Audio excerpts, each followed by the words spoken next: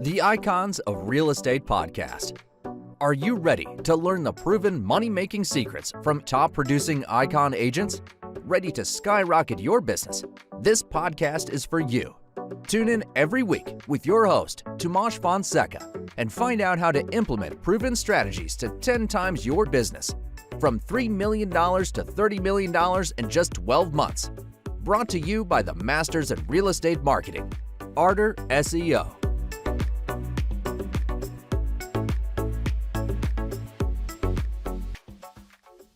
Welcome to Icons of Real Estate. I'm your host, Patty Teal. Let me tell you about today's guest. You're really going to enjoy this. It's William Tingle. He's been a successful real estate investor since 1999. He's also an author, coach, trainer, and mentor to other investors since 2003. He's helped hundreds of investors all over the country to achieve financial success. Welcome, William.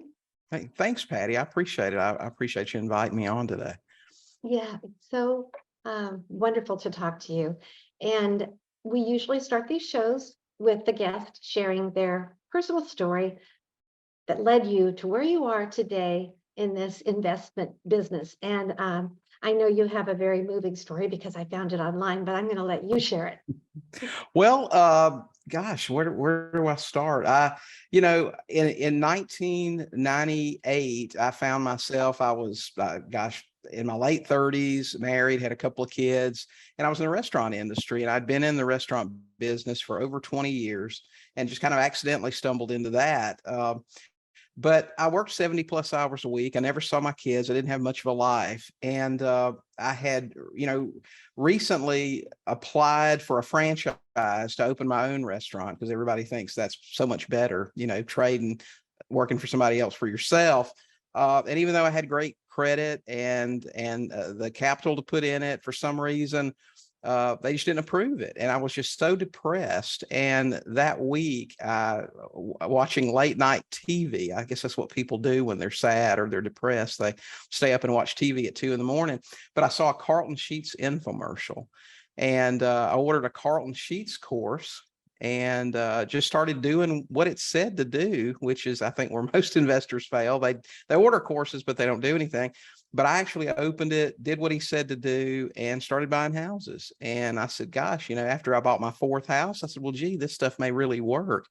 And so I said, well, I want to quit my job in 12 months. And so I just set the goal, and that's what I did. 12 months later, I quit my job, and I've been a full-time investor since.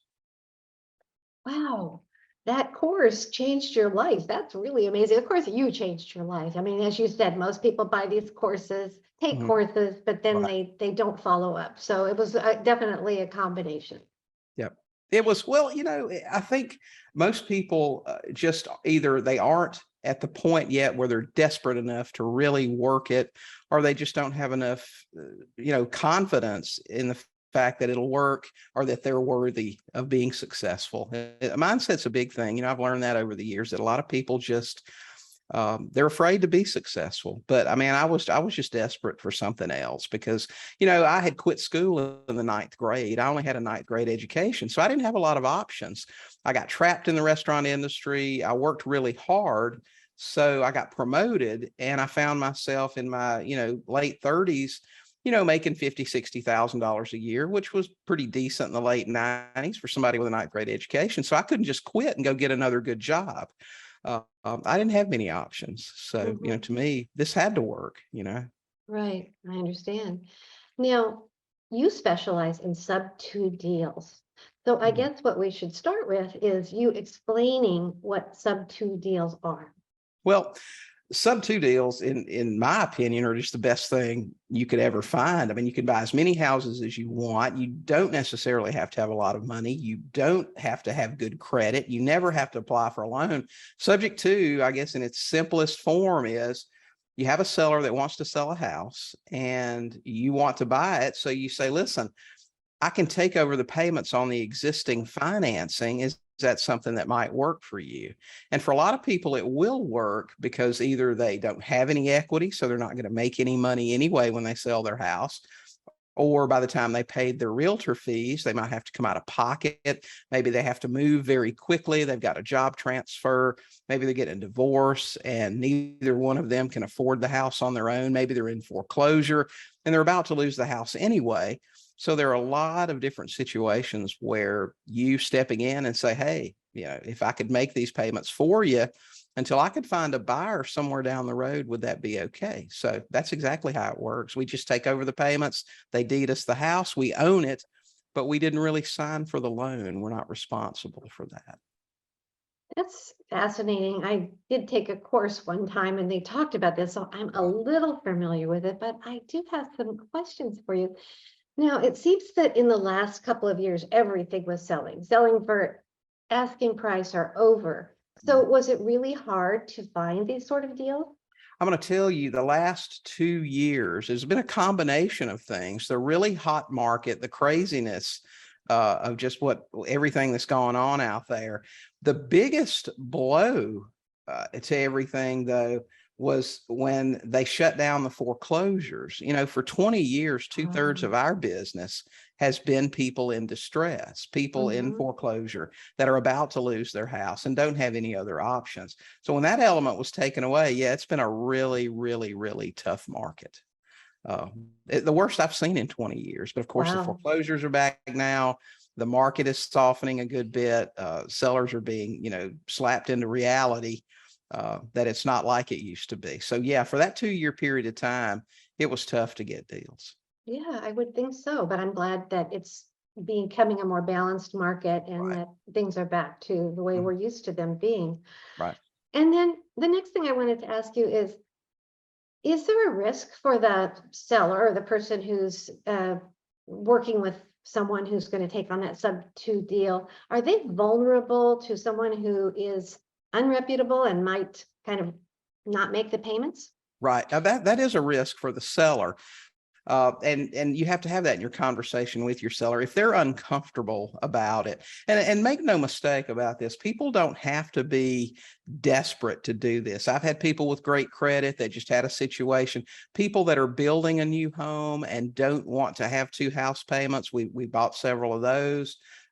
These are people that have good credit, but you do have to be very responsible because you do still can have a big impact on your seller's credit, not making those payments. And we actually have an agreement that we sign with our seller. We give them several ways that they can verify the payments are made every month. And then we have an agreement with them. If we were to ever fail to make that payment in a timely manner, that we would give them the house back if that's what we had to do. And there are other ways you can protect your seller that some investors do. They use a performance mortgage that actually gets recorded against the property. So if the investor ever fails to make the payment, the seller can actually foreclose and get the house back. There are things you can do to protect your seller. But yes, it can be, a risk to the seller to trust an investor to do that. For Right. sure. Well, I like that agreement that if they didn't make the payments, they could get it back. So I Right. think that's great. And if Yeah. they're working with reputable people like yourself, not a problem. Right. So how do you find these Sub2 deals? Well, you can do a couple of different things. The first 12 years I was in the business, I just marketed. I did all kind of things. I did billboards for a while. I did a lot of bandit signs. We did some direct mail. We ran ads in the county newspaper and the penny pincher newspapers. We had magnetics on our car. I mean, we just general marketing, Right. marketing of all types. And then as the deals come in, then you sort them out. If someone calls you with a house that needs extensive rehab, that's worth 200, it needs 50,000 in rehab, and they just want to dump it for 50,000. Well, that's a cash deal or a wholesale deal. But if someone calls you with a nice house that they just bought last year and now they're getting a divorce and they owe about what it's worth and they're willing to walk away, well, guess what? That's a Sub2 deal. So you sort them out that way. These days, we market specifically to people who are likely to sell Sub2, and that's going to be foreclosures. It's going to be FSBOs with limited equity. With all the tools that you have at your disposal now, between tools like PropStream, where you can look up mortgage balances and payment amounts, You can go through, let's say, for example, Zillow Fizbos. I can go through Zillow Fizbos that have been on the market for more than 100 days, look for ones with photos that indicate that the house is vacant, look on PropStream and find out if they have much equity. And you can contact those people directly because you know they're more likely to just sign it over to you. VA loans, they're another good target. They get orders. They just bought their house last year. Most of them don't put a down payment on it. They finance the full amount. They need to sell. So, and then we have some investors that actually target real estate agents that have high days on market listings that haven't been able to sell, and try to make a deal with them. So there's several different ways you can specifically target people most likely to sell this way, or you can just do generic marketing and then just sort the deals as they come in. Either way works. Wow, that's so interesting. So if you find a house that you're interested in and you want to contact them directly, do you knock on their door, get their phone number, send them a letter? How do you follow up on that? Well, it depends on, for us, it depends on what type of seller they are. If they're Zillow Fizbos, their phone number's right there. So you can do an initial text to them, say, hey, saw your house on Zillow. We really like it. I'd like to talk to you about, about purchasing it. Are you open to creative finance? Are you open to a terms deal? And you can sort them that way if you want to, or you can just pick up the phone and have a conversation, whatever.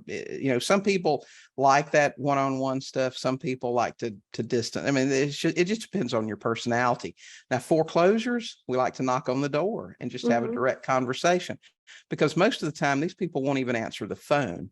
If they're not making their house payment, you can bet there's something else they're not paying. Sure. So they're getting called all the time. I remember last year when we were actually calling, because these were for some out-of-state foreclosures. And we called one, and he had changed his voicemail message. It said, if you're calling because I owe you money, I'll pay you when I can. I mean, that gives you an idea there. So it sure does. It really depends. Some investors like direct mail. Direct mail is expensive. I find that I've always gotten better results either face-to-face or pick up the phone. Yeah. Well, it must be such a relief for people if they are behind and somebody comes in and just says, we'll take it over. You can move. And, do they get any cash, or does it depend on how much they owe? It depends on the deal. If it's fully leveraged, if it's worth 300 and they owe, 299, probably not. There have been times that we've given them 1,000 or 2,000 for moving money, or even rented a moving truck for them, if that's what it took.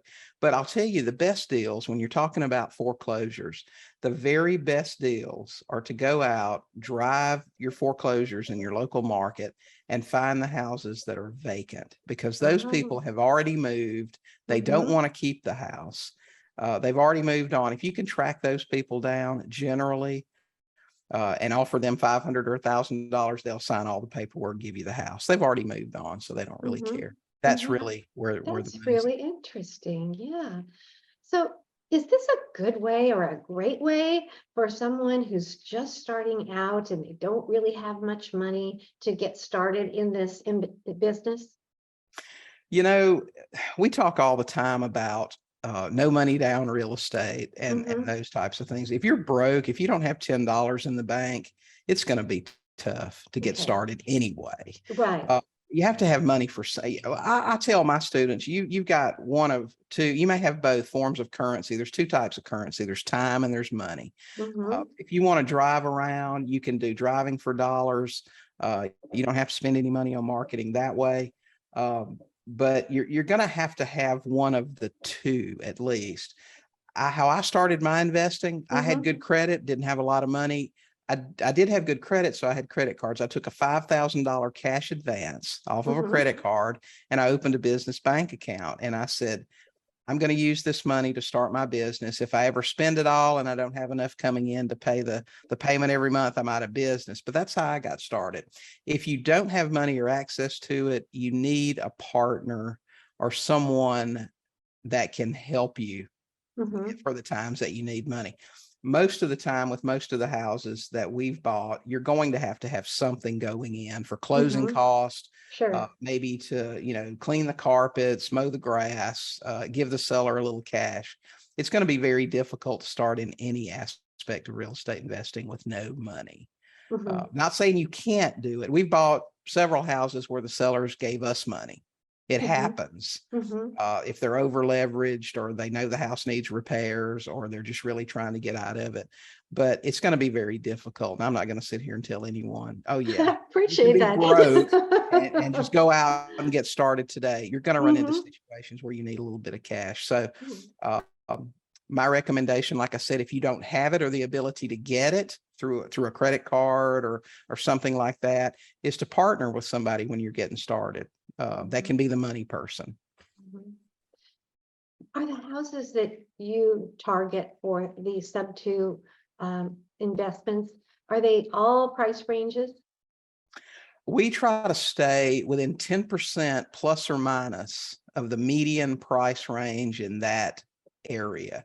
And the reason we do that is because our only exit strategy is seller financing. We don't hold rentals, we don't flip houses, and that's why we can pay full market value. If I can buy a house today worth $300,000 and the seller owes $290, I can sell that house for $320, get a $20,000 down payment. My buyer owes me $300, I owe $290 on the underlying loan, but I'm going to make their payment probably $400 to $500 higher than mine. And that's easy to do in this market now because current interest rates 5.5%. You can still buy sub-2s all day at 2.9 and 3%. So it's easy to create that spread. I can make $50,000, $60,000 over the next 36 months when my buyer refinances on a zero equity property that way. Right. Ooh, that's amazing. So do you still buy? I know you're doing a lot of coaching these days. Are you still buying them yourself? We haven't bought as many for the last couple of years between COVID and the coaching that's taken on a bigger part, but we do still actively talk to sellers, and we are still marketing, so we haven't bought as many. No. Yeah. So did you start this coaching because you wanted to help other people to get the kind of success that you've had? I'll tell you how I got started. It was really an accident. I'd been investing for 2 or 3 years. I'd quit my job. I had, become pretty successful locally, and I would go to conventions or workshops all around the country, just to grow my training. And, you always have conversations with people, and so many people would ask me so many questions, and then I would get emails all the time. How do you do this? How do you do that? And I said, I just need to write a course on this. So that's what I did. I wrote a course. Just an A to Z on how to do sub-2s. And that's how I got started in the coaching business, was doing that. And it was really just a secondary income sort of thing. And I enjoyed helping people too. So, so that's how that's sort of evolved over the years. And I'm not sure if we shared where you're located. Well, currently we're in Florida. My wife and I have been traveling for the last year. We've been all over the country. Gosh, we've been Oregon, California, Arizona, Colorado, New Orleans. We've traveled all over the country. Yeah. So, we got married a couple of years ago, and COVID delayed our extended plans right after we got married. So we finally last year just packed up the car and took off, and we just stay at Airbnbs wherever we want to go. So that's what we've been doing. Yeah. We've had a good time. And are most of your sub-2 deals in the South? No, actually, I had lived out of the country for several years, and I had started buying remotely then in 2010. So most of everything that we've bought has been in the Midwest. I focused on 4 markets in the Midwest, and they're typically more reasonably priced. There are a lot of things that go into choosing a remote market. You're looking at employment, politics plays a part in it, landlord friendliness. It's just a lot of factors in that you want to think about. So no, actually, gosh, I don't currently have anything in the South. Interesting. Yeah. So I'm from Nebraska originally, born and raised there. Right. That's a good market. Is it a good market? That's a good market. Yeah. Well, you think about it. When it's not, you see things in the news, especially now. Gosh, where did we see that the other day? Is it Los Angeles? Gosh, there's some new thing they're wanting to do that's just crazy out there about making hotels. I think any spare rooms they have, they're going to force the hotels to let homeless stay there.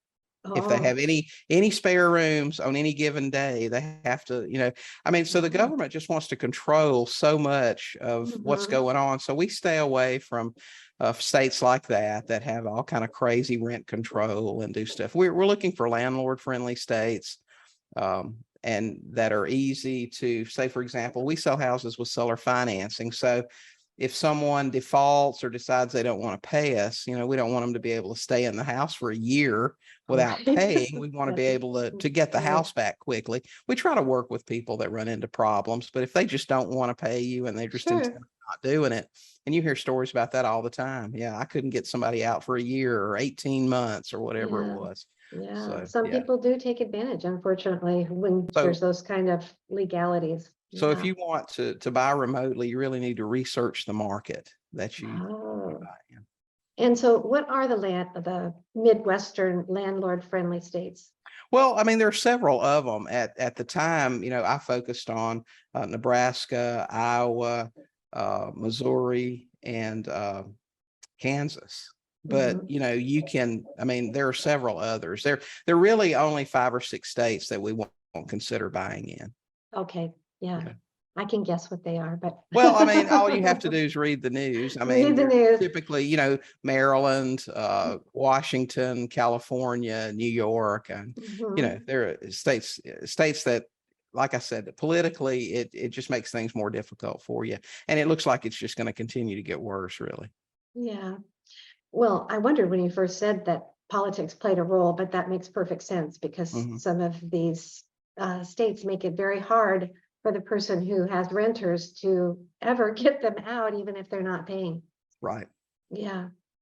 Well, tell me a little bit about your coaching and who you coach and who would be a candidate for you. I know if I was going to try this kind of investing, I'd certainly want some help along the way. Otherwise, I would not know where to start. Right. Well, coaching is really important because you can buy a course and learn how to do everything that's in the course. And even the most well-written ones, there are always going to be some questions. Each student's different, and they're always going to have some additional questions. Okay, well, I see this tells me step by step how to do this, but what if this happens? What if that happens? Oh, You can't sure. cover all the what ifs. And so to get those questions answered, coaching is important. And we have a couple of different coaching programs. Our Sub2 Max coaching program is a premium coaching. It's weekly, multiple coaching calls, Q&A sessions, training inside the group, all the forms that you need to buy or sell your properties, and explanations on how to complete those. Plus the full-time access to me and my wife to answer Nice. questions for you. Mhm. And recently, well, gosh, I guess it's been about 6 months ago now. A lot of people can't afford higher priced coaching. So we started offering something that's a little bit unique, and it's called $7 coaching. And it's I saw that on $7. your website. Well, Yeah, everybody pretty much can. That's one cup of right, coffee from Starbucks. right. So That's how does exactly that right. work? Yeah. It's $7 a month. It's a private coaching group and course. And you go through the course. There are some training videos, and then you're a member of the group. And the thing that's unique about this is at you're guaranteed that I will personally answer your questions every week. Every Oh, week we do a live Facebook training, and then I do a Q&A call every week where I answer every question. So it's not like you can join a lot of programs where you never get to talk to the coach. It's sure. always, the lower level coaches. But in this thing, I guarantee you I'll answer your questions every week. And like I said, $7 a month. That's one coffee. People So are if running for their pencils and paper to write down where they would go to get this $7 a Well, month course. it's really easy. It's $7 coaching, the number 7, and then you spell Oh, out dollarcoaching.com, and you can sign up for it. And there's no it's month to month. If you don't like Mhm. it, but it's a really good opportunity for people who just need questions answered from time to time and don't have to pay a lot of money. And if you think you might be interested in creative financing, but you're not sure, you can check it out for a couple of months, read all of the previous questions and content in the group, ask your questions. And if you don't like it, leave in 2 or 3 months. You've spent $20, Yeah. big deal. Mhm. So, yeah. Exactly. Oh, that's fabulous that you do that. Gosh, there's so many things I could ask you. How do you reach these people so they know about your $7 coaching course? You have a podcast, don't you?